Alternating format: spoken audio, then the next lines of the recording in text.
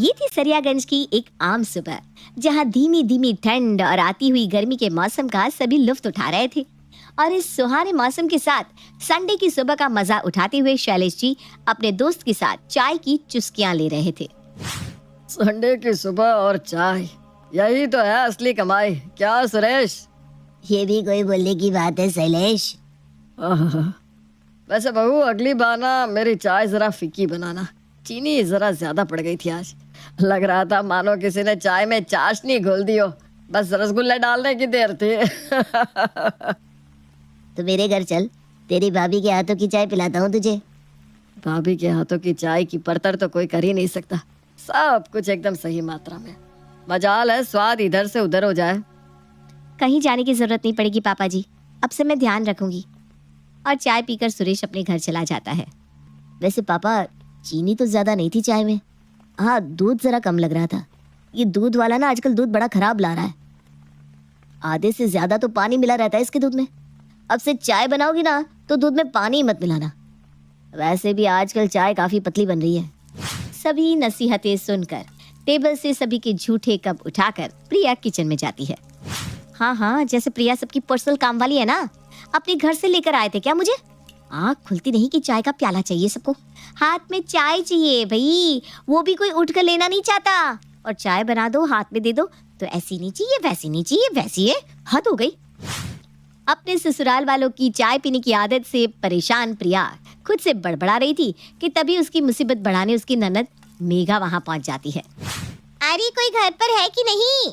अरे मेघा, आजा आजा, कितने दिनों बाद आई तू। अरे पूरी सूख गई है। दामाद जी कैसे हैं और बाकी सब कैसे ससुराल में?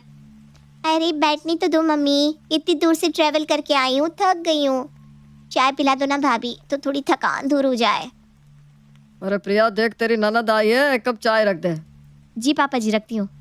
चाय की कप उठाते वक्त ही मुझे पता था कि अभी फिर मुझे चाय सर्व करनी पड़ेगी।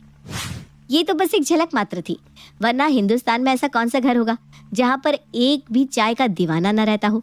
और इसी तरह कुछ चाय के शौकीनों के घर में बहू बनकर आ गई थी प्रिया। सवेरे सवेरे अपनी ननद के साथ बाकी सभी को चाय पिलाकर कप उठाकर कप धोने प्रिया जैसे ही किचन में जाती है कि विवेक कहता है, संडे बिना कब पार हो जाता है पता ही नहीं चलता। अभी तो लग रहा है कि मैं उठा था, नहाने भी जाना है। क्या करूँ, नहाऊं कि छोड़ दूं? क्या छोड़ दूं? हफ्ते में एक दिन तो तू नहाता है, कौवा कहीं का। जा नहाने जा अभी। अच्छा, मैं गीजर ऑन करके आता हूँ। अब सुनो ना, जब तक पानी होता है प्रिया एक कप चाय ही रख दो। बहू चाय बना रही है तो मेरे लिए भी बना दो। एक कप मैं भी पी लेती हूँ। मौसम से अभी तक ठंडक गई नहीं, गला भी ना जरा भारी भारी लग रहा है। अच्छा प्रिया, चाय बना रही हो तो क्या मैं भी एक घूंट पी लूंगा? बस ज्यादा नहीं, हाँ थोड़ा सा। फिर से चाय? ओहो, परेशान होकर प्रिया झूठ कह देती है। अब दूध नहीं है, दूध खत्म हो गया है पापा जी, चाय नहीं बन पाएगी, तुम नहा लो ना विवेक। लो बताओ, अब दूध खत्म हो गया। चलो कोई बात नहीं, मैं लेकर आता हूँ बहू, उस पर कौन सी बड़ी बात है। और ये कहकर जैसे ही शैलेश घर से बाहर निकलने के लिए दरवाजा खोलता है, वो देखता है कि सामने दूध वाला दूध की बाल्टी लिए खड़ा है। बिल्कुल सही समय पर आया है तू। अरे देख बहू, दूध वाला आ गया, अब तो चाय बनेगी ना। मैं दूध लेता हूँ, तू जल्दी से चाय चढ़ाने की तैयारी कर ले। देखिए, अब जो भी चाय पिएगा अपना कप अपने पास ही रखेगा, बार बार धोना मुझसे नहीं होता। कोई बाहर से आ जाए तो उसे देने के लिए कप ही नहीं बचता, क्योंकि सारे कप तो धोने में ही होते। बात तो बिल्कुल सही कह रही है बहू। देखो भाई, सब अपना अपना कप अपने पास रखो। मैं तो एक ही कप में सुबह से रात तक चाय पीता हूँ। बहू भी अकेली कितना काम करेगी, जिसे देखो उसका काम बढ़ा देता है। सब समझ गए ना? जब जल्दी से चाय चढ़ा दे, वरना पानी गर्म हो जाएगा। विवेक को नहाने भी तो जाना है। प्रिया करती भी क्या, किसी को उस पर तरस ही नहीं आ रहा था, और हमेशा की तरह वो किचन में जाती है और बड़बड़ाती हुई चाय बनाने लगती है। सुबह के 11:30 बज रहे हैं और 8वीं बार चाय बना रही हूँ मैं। फिर इनको नाश्ता अलग चाहिए, दोपहर का खाना अलग चाहिए, स्नैक्स अलग चाहिए, और जिस तरह सब 24 घंटे चाय चाय चाय पीते रहते हैं, लगता है स्टोव पर चाय का सॉस पैन ही चढ़ाकर छोड़ दूं। इतना इरिटेट होने के बाद भी प्रिया चाय बनाकर सभी को देती है और खुद भी चाय पी रही होती है। तभी मेघा टिप्पणी करते हुए कहती है, सुबह में तो नहीं बोला प्रिया कुछ, पर अब से ना ध्यान रखना, मैं दूध वाली चाय नहीं पीती हूँ कि I only take black tea. Diet भी तो देखनी पड़ती है ना। अब तुम्हारी तरह पेट निकाल कर तो घूम नहीं सकती मैं, तुम्हारी जीजा जी को पसंद नहीं है। अरे तो खुद क्यों नहीं बना लेती? सभी को चाय नाश्ता करवाकर प्रिया किचन में दोपहर का खाना बनाने जाती है। सुधा हॉल में टीवी लगाकर भजन संध्या सुनने लगती है। मेघा अपना फोन चला रही होती है और शैलेश इधर उधर टहल रहा होता है। तभी अपना लैपटॉप लिए विवेक अपने कमरे से बाहर आता है। जरा टीवी धीरे करो मम्मी, बहुत सर फट रहा है। टीवी को म्यूट कर मेघा, देख विवेक के सर में कैसे दर्द चढ़ा आया। एक संडे का दिन मिलता है आराम करने, पर मेरे बॉस को उसमें भी हमें नहीं छोड़ना है। मैं आ रहा था कि ऑफिस से फोन आ गया, अभी के अभी मीटिंग ज्वाइन करने के लिए बोल दिया है चाहते। इतना सर दर्द में मीटिंग कैसे करूं मम्मी? अरे तू रुक, अभी इलाज करती हूँ तेरे दर्द का।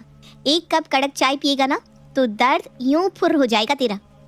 भाभी, एक कप अदरक और तेज पत्ता डालकर चाय तो बनाना, विवेक के सर में बड़ा दर्द हो रहा है। सच में ये काम करेगा क्या मेघा?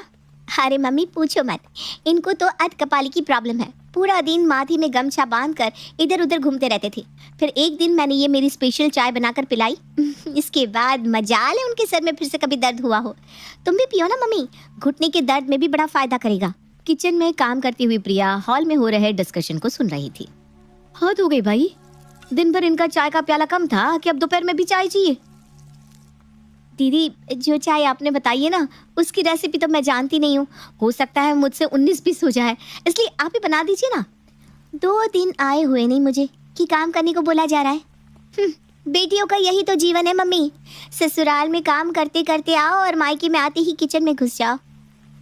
गलती हो गई मेरी, जो मेरे सर में दर्द था हो गया। रहने दो प्रिया, मैं बाहर जाकर चाय पी लूंगा। मैं बढ़ती भी रहूं तभी भी इन लोगों को तो चाय चाहिए, चाय।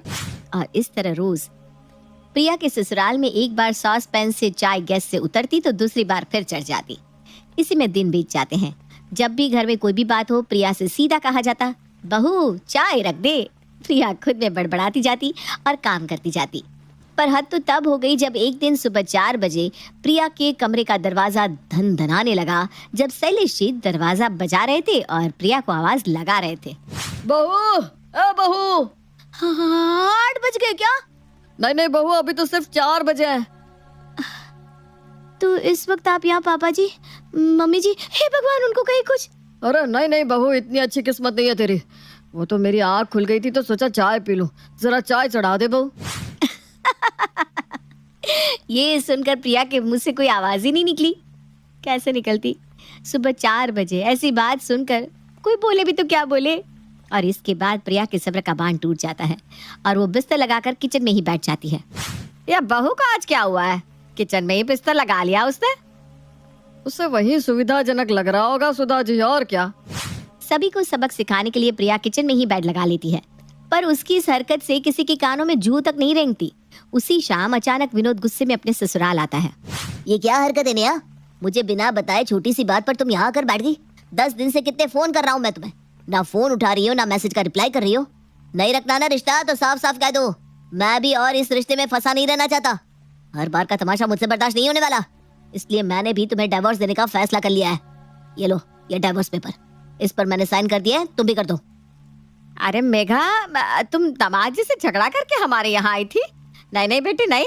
और ये आप सब क्या बोल रहे हैं दामाद जी? इससे तो बुद्धि नहीं है, आप तो समझदारी वाली बात कीजिए। छोटी सी बातों से रिश्ते नहीं टूटा करते। हाँ दामाद जी। और एक ही पल में अचानक ही पूरे घर का माहौल बिगड़ जाता है। इसी बीच प्रिया कहती है, लगता है ये लंबा चलेगा, तो चाय रख दूं जीजा जी? पापा जी तो पियेंगी ही। दीदी की ब्लैक टी तो 5 कप बना दूं? अरे बहू, ये कोई वक्त है क्या चाय पूछने का? आग लगे चाय को। इस घर में आप कभी कोई चाय नहीं पिएगा। दामाद जी, पहले आप इस मैटर को सॉर्ट कीजिए। मैटर का क्या है? मैटर तो सॉर्ट हो गया ससुर जी। और विनोद जिस काम से अपने ससुराल आया था वो तो उसने पूरा कर लिया था। जैसे ही शैलेश चाय को राम राम करता है, विनोद अपनी भाभी को आंख मारता है। तो उठिए मेघा जी, चलिए अपने ससुराल। रोती हुई मेघा दरवाजे से बाहर चली जाती है और चुपके से विनोद अपनी भाभी के कानों में कहता है, बचा लिया ना आपको भाभी।